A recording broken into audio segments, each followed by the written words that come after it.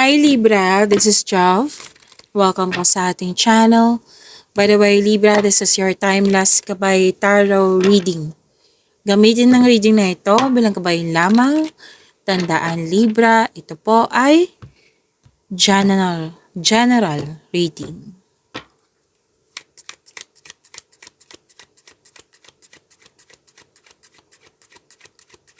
Mga parating po para kay Libra.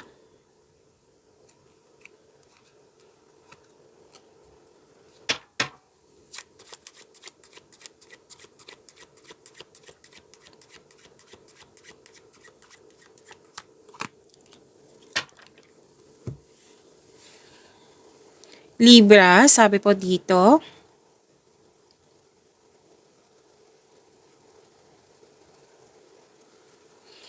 pwedeng may biyahe, travel, kailangan na pumunta. Yan. Biglaan, pwede. Biglaan to. Na kailangan na bigyan ng aksyon or kailangan bigyan ng, what I meant is, kailangan pumunta. Kailangan ngang pumunta. New journey, andito din po. At pwedeng bakasyon po ito. Sa new journey na ito, may self-discovery or progress. At nakikita ko dito na in-embrace mo yung new journey na ito. Na, kumbaga, tanggap mo at ready ka sa new journey na ito. May nakita ko ditong magkakaroon siya ng change of position or status. Prepare yourself na marami kang ginagawa dito. Marami kang ginagawa, busy po kayo. Pwedeng may paglilipat sa malayong lugar, relocation. May nakita rin akong change of mind dito. Mode of transportation nga, travel. At may usapin tungkol sa car, Libra.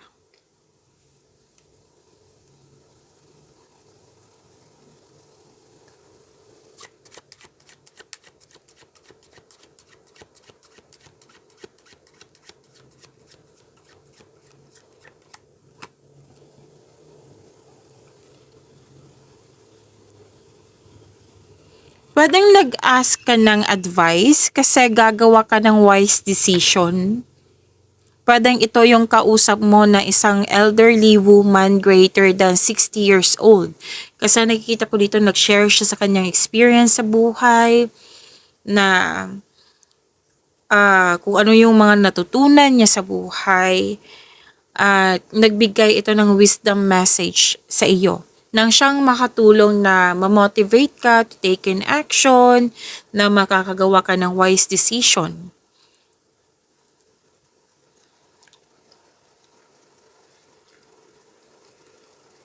So, sinabi din dito, kumakain po pala ako ng Strepsils kasi kailangan po and focus kayo sa mensahe para may makuha kayong gabay, okay?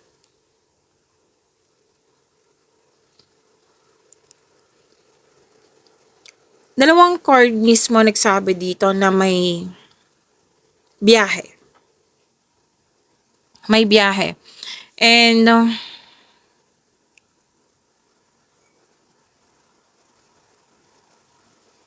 dalawang card din mismo nagsabi dito na something in decline or change of mind. May pag-uusap tungkol sa old things, old situation. May concern din sa fear of aging na parang nagmamadali din dito na you're running out of time.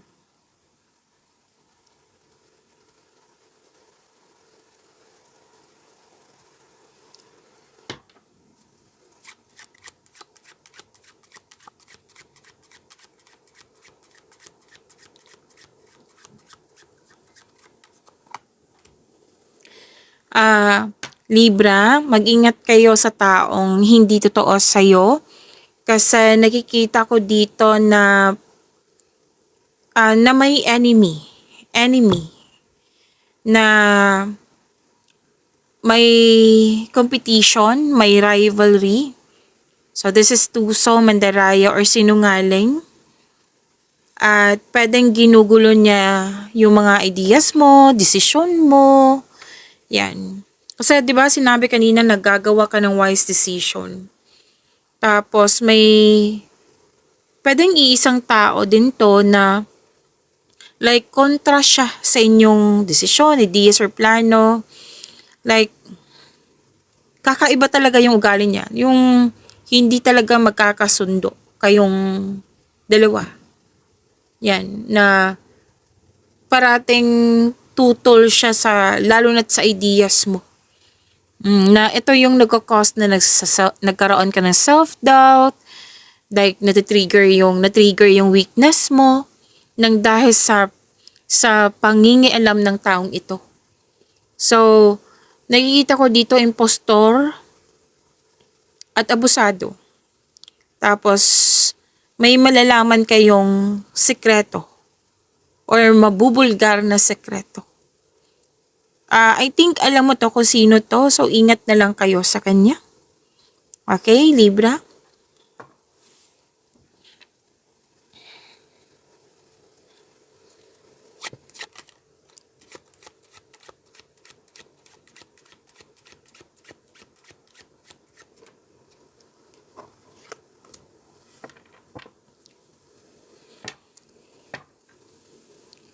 Pwedeng magkaibang tao to or iisa lang sila kasi may concern ka pa rin dito sa arroganteng tao na overly ambitious, ma-pride. And may nakita kong positive energy, you're divinely guided, may usapin tungkol sa celebrity, may ganap na pwedeng nagpaganda kayo, nagpapogi ngayon, nagpasalon, kung ano man to. Kasi may nakita rin akong cosmetics eh. So, may improvement na magaganap.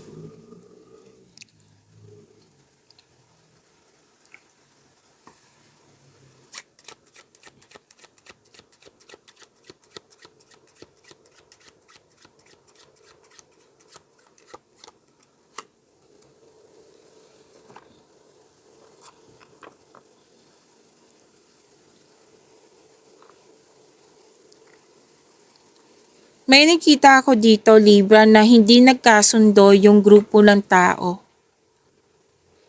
Na may nakita rin ako ditong structural problems sa bahay. May problema sa property or di kaya'y nagkaroon ng uncomfortable home or environment. At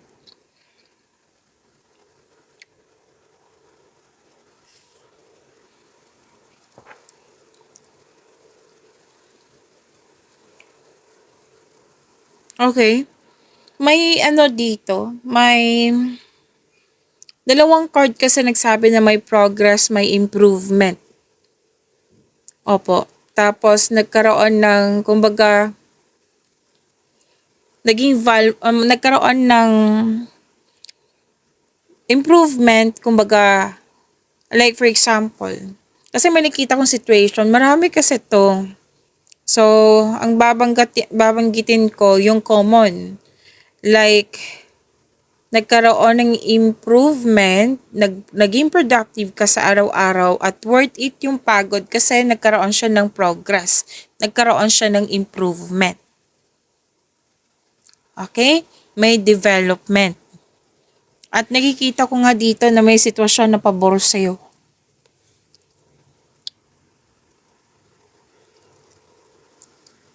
At maaring makaka-receive ka ng regalo. At may ano dito pwedeng na-hired kayo as crew. Like yung nagsiserve talaga, submission. And may nakita rin akong, excuse me po. May nakita rin ako ditong receiving help or offering help to others. Yan. Mostly, ikaw tong nagbigay ng tulong.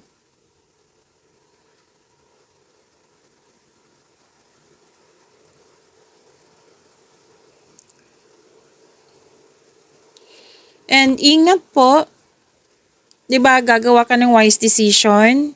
Ingat kayo sa paggawa ng desisyon na isipin nyo ng mabuti, like, etong gagawin kong desisyon, ano ba yung possible consequences niya? Magbibigay ba ito ng problema? Yan. Kaya nga, nakikita ko naman dito na mag-iingat ka kasi you're asking for support sa kausap. Di ba? May kausap ka kanina, nagbigay ng wisdom message sa'yo. Basta po, huwag niyong bigyan mo to ng attention kasi the repeating message different chord siya. So, pag-isipan na mabuti kung magbibigay ba to ng, kung ano yung mga possible consequences nga niya, magbibigay ba to ng problema. Okay? And,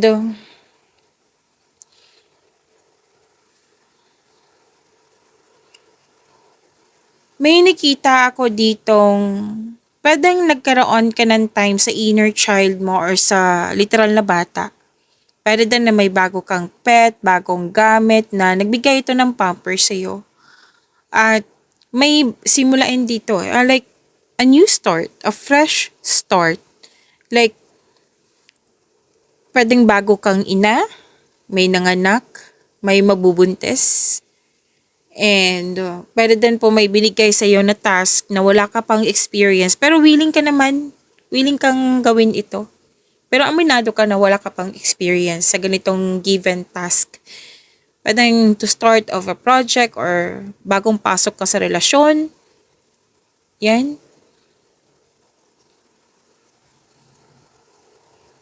Kakasimula sa negosyo, sa trabaho. At andito pa rin Libra. Repeating message na naman, different chord. Ang sabi kasi dito na mag-ingat kayo sa mga taong sinungaling. 'Di ba? Na repeating message, different chord po siya. Pay attention na kayo. Hindi lang attention. Kumbaga, bigyan ng aksyon or solusyon kung pwede po. May tao kasi ditong hindi sincere, traidor, mapanlinlang, hindi totoo, nagsinungaling. May nangyaring mali, mistake, error, na may corruption, a fake something or other, two-faced person. Pwede din trying to cover up some mistake or lies. Na someone is asking you na, okay ka lang ba, Libra? Then, ang response mo, okay lang ako. Pero deep inside, hindi pala. Kasi may mga nangyaring ganyan Lies, pag-traidor.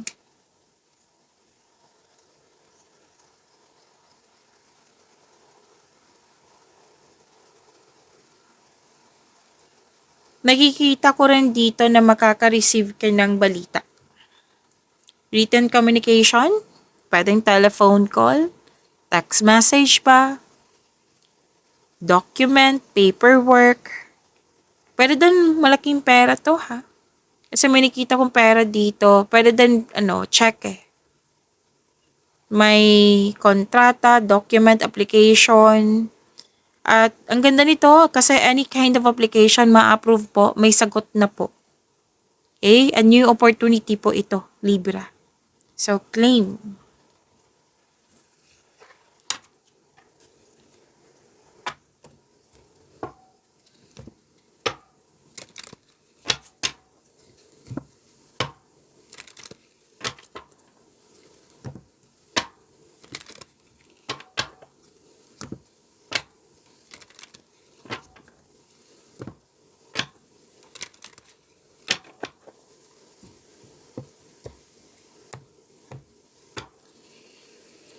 Energy ni Libra.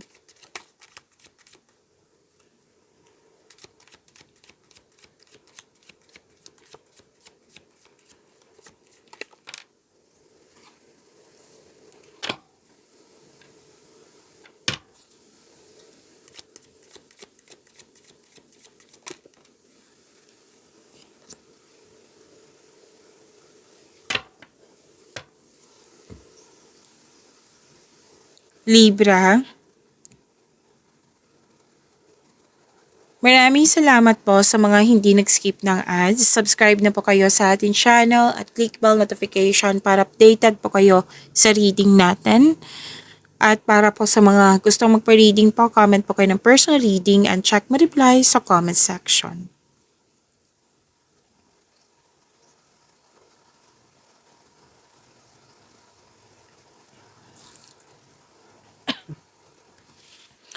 Okay, Libra. Ang ganda nito kasi this is wealth at may nangyaring generosity. Yes, naging generous kayo sa kapwa mo. At maasahan po kayo mahusay sa buhay. At mahilig kayong magbigay ng tulong lalo na't sa pera. And some of you nasa posisyon, business, may-ari ng negosyo, boss, financial stability, nakikita ko po dito. And pwede din na what I meant is magaling kayo sa mga ginagawa mo. Pwede din po na may leadership role na binigay sa'yo.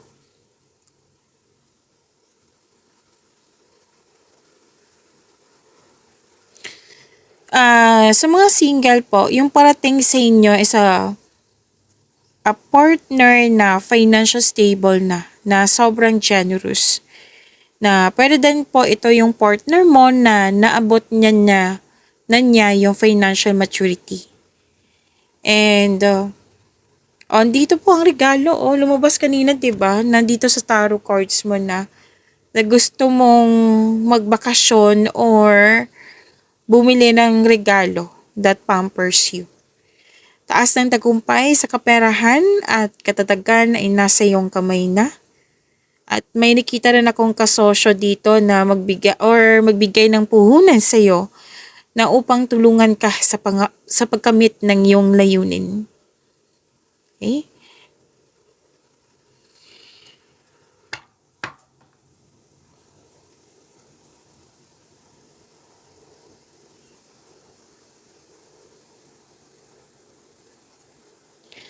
Okay, masusunod po ang tradisyon. Kahit ano man tong tradisyon na ito ng Pinoy, masusunod po. At sabi ng yung cord na pwede din na tradisyon ng Pinoy like pamamanhikan, kasal, mag-take ng board exam para magkaroon ng traditional career path. Basta po, any kind of tradition masusunod po. And babala lang po sa palaging masyadong mabait, hindi naman, dapat naman, 'di ba, na maging mabait tayo sa ating sarili at sa kapwa natin. Pero mukhang may nag-aabuso dito, which is, sinabi ko dito kanina, na may nag-aabuso sa inyong kabaitan.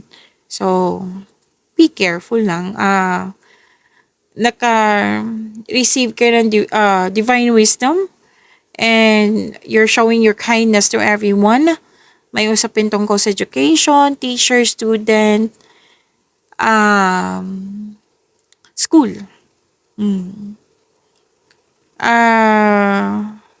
Wedding bells is coming. Parati itong lumalabas sa iyo, Libra. Pansin ko. And some of you, balik-aral talaga. For moving up to the ladder of success.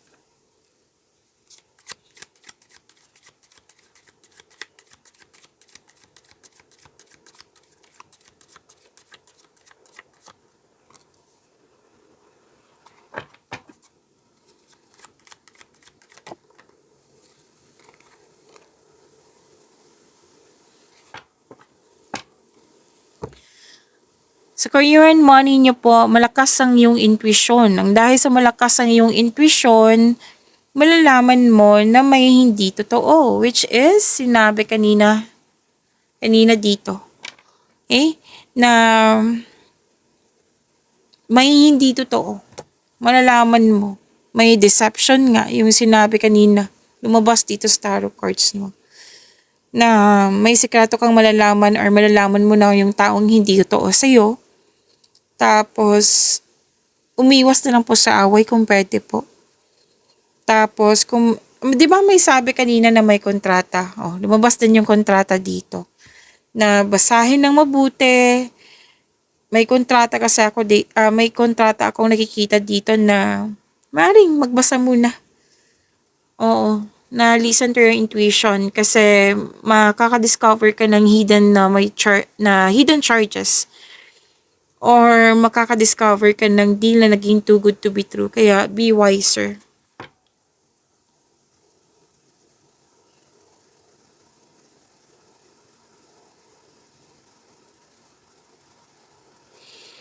At may parating na job opportunity or new source of income or any kind of opportunities. Basta magkakaroon po siya ng new source of income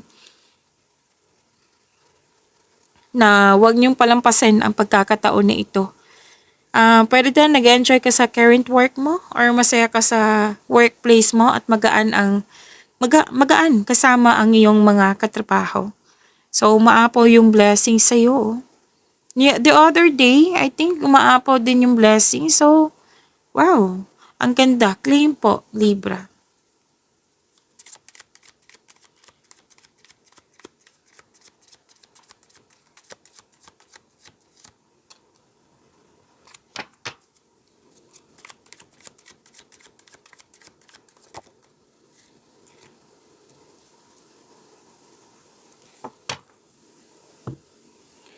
Libra, huwag niyong kalimutan na mag-subscribe sa channel natin at i-click yung bell notification para updated po kayo sa reading natin.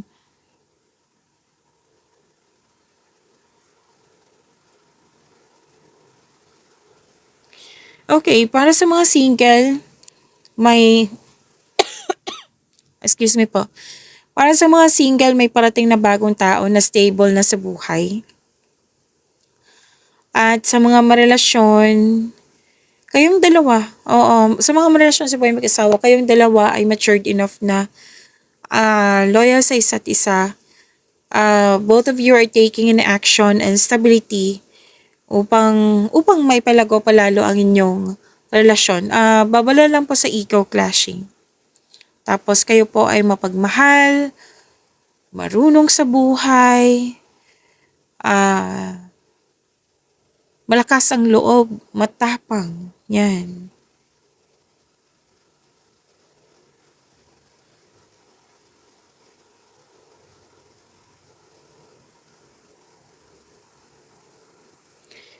May dalawang card kasi nagsabi dito na may parating na love or romance para sa mga single.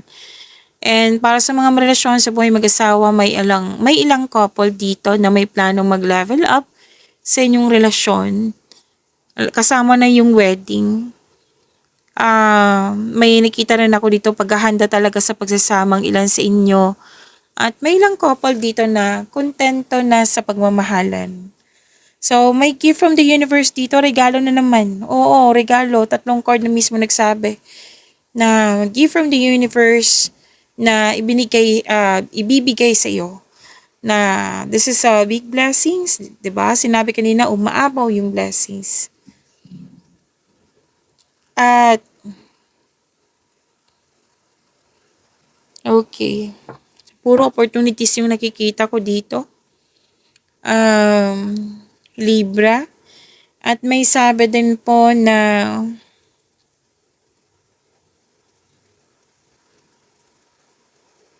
andito yung concern sa ego, ma-pride, na lumabas din kanina dito at dito din. Okay. Kailangan nyo mag-usap. Kung sino man to na taong malapit sa'yo, kailangan nyo mag-usap ng mahinahon. Syempre, nakaramdam ka ng pagod pero hindi ka na masusuko.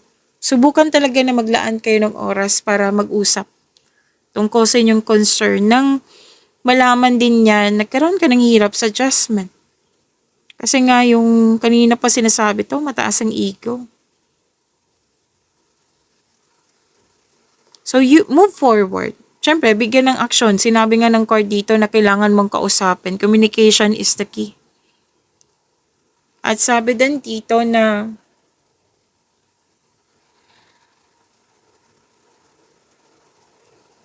okay. Hindi lang to kasal or pagbubukod. May pagbubukod na kung nakikita. Kundi ang ilan sa inyo may gustong magkaroon ng karagdagang anak. Yan, may nagkasundo ha, may nagkaayos. Tapos ang ilan gusto magbuo na ng pamilya at ang ilan gusto ng dagdag anak. Pag-imanin niyo po yung blessings sa binigay sa inyo, Libra. See you tomorrow. Maraming salamat po.